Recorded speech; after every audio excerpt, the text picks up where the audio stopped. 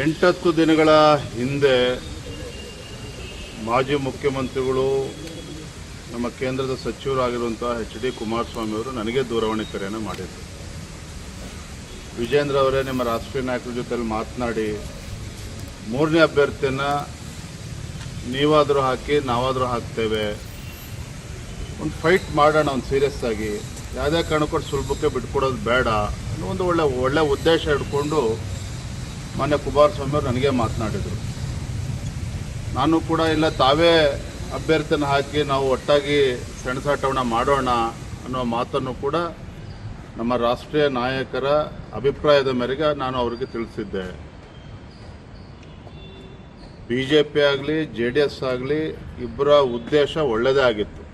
ಒಂದು fight out ಮಾಡಬೇಕು, ಅದು ಸುಲಭಕ್ಕೆ ಬಿಡ್ಕೊಡ್ಬಾರ್ದು, 3ನೇ ಅಭ್ಯರ್ಥಿಯನ್ನು ಸಾಧ್ಯ ಆದಷ್ಟು ಗೆಲ್ಲುವಂಥ ಪ್ರಯತ್ನ ಮಾಡಬೇಕು ಅಂತ ಹೇಳಿ ಎರಡೂ ಪಕ್ಷಗಳು ಒಟ್ಟಾಗಿ ಪ್ರಯತ್ನ ಮಾಡಿದ್ದು ಸತ್ಯ.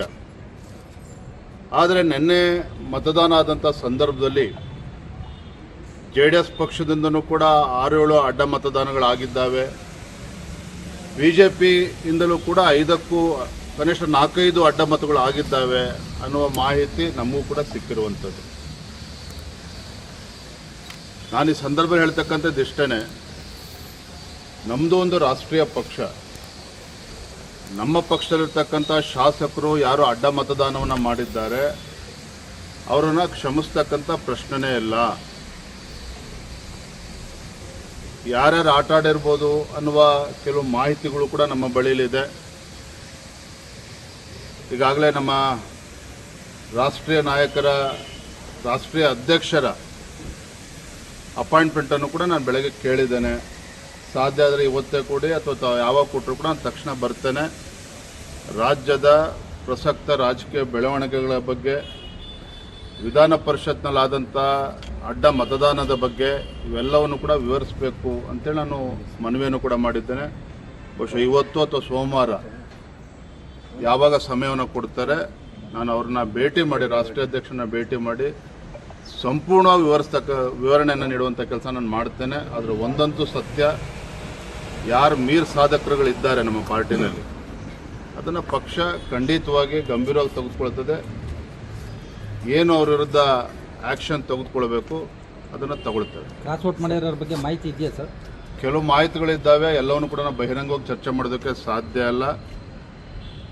But let me assure you, ಒಂದು ರಾಷ್ಟ್ರೀಯ ಪಕ್ಷವಾಗಿ there is limit for everything. ಈಗಾಗಲೇ ನಮ್ಮ ಭಾಜಪದಲ್ಲಿ ಗೊಂದಲಗಳ ಬಗ್ಗೆ ಸಾಕಷ್ಟು ಚರ್ಚೆಗಳಾಗಿದ್ದಾವೆ. ಇದನ್ನು ಈ ಸಂದರ್ಭ ಉಲ್ಲೇಖ ಮಾಡೋದಕ್ಕೆ ಹೋಗೋದಿಲ್ಲ. ಕಾರ್ಯಕರ್ತರು ಬೇಸತ್ತಿದ್ದಾರೆ ನಮ್ಮ ನಡವಳಿಕೆಯಿಂದ. ಆದರೆ ಒಬ್ಬ ಚುನಾಯಿತ ಪ್ರತಿನಿಧಿ, ಭಾರತೀಯ ಜನತಾ ಪಾರ್ಟಿ ಟಿಕೆಟ್ನಲ್ಲಿ ಗೆದ್ದಿರ್ತಕ್ಕಂಥ ಶಾಸಕರುಗಳು ಈ ಮಟ್ಟಕ್ಕೆ ಹೋಗ್ತಾರೆ ಅಂತ ಹೇಳಿದ್ರೆ ಎಲ್ಲೋ ಒಂದು ಕಡೆ ಗೆರೆ ಎಳೆಯುವಂಥ ಕೆಲಸ ಒಂದು ರಾಷ್ಟ್ರೀಯ ಪಕ್ಷವಾಗಿ ಅದು ಮಾಡಬೇಕಾಗ್ತದೆ. ಅದನ್ನು ನಮ್ಮ ರಾಷ್ಟ್ರೀಯ ಅಧ್ಯಕ್ಷರು ಕೂಡ ನಾನು ಈ ವಿಚಾರವನ್ನು ಚರ್ಚೆ ಮಾಡ್ತೀನಿ.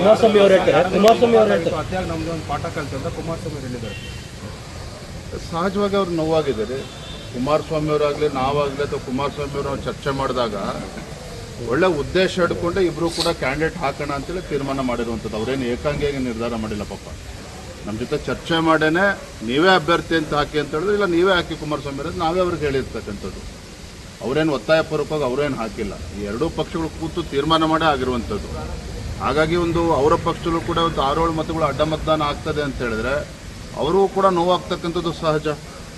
JDS ಪಕ್ಷಕ್ಕೆ ಎಷ್ಟು ಬೇಸರ ಆಗಿದೆ, ನಮಗೂ ಕೂಡ ಅಷ್ಟೇ ಬೇಸರ ಆಗಿದೆ. ನಾವು 2 ಸ್ಥಾನಗಳನ್ನು ಗೆದ್ದಿರ್ಬೋದು, ಆದರೆ ನಮಗೂ ಕೂಡ ಅಪಮಾನ ಆಗಿದೆ. ನಮ್ಮ ಶಾಸಕರು ಕೂಡ ಅಡ್ಡ ಮತದಾನ ಆಗಿದೆ. ಹಾಗಾಗಿ ಇದನ್ನು ಭಾಳ ಗಂಭೀರವಾಗಿ ತೆಗೆದುಕೊಳ್ತೇವೆ. ನಮ್ಮ ವರಿಷ್ಠರು ನಾನು ಕೂಡ ಭೇಟಿ ಮಾಡ್ತೇನೆ. ಇದನ್ನು ತಾರ್ಕಿಕ ಅಂತ್ಯಕ್ಕೆ ತೆಗೆದುಕೊಂಡು ಹೋಗ್ತಕ್ಕಂಥ ನಿಟ್ಟಿನಲ್ಲಿ ನನ್ನ ಅಭಿಪ್ರಾಯ ಏನಿದೆ. ನಮ್ಮ ಅವರು ಹೇಳ್ತಾರೆ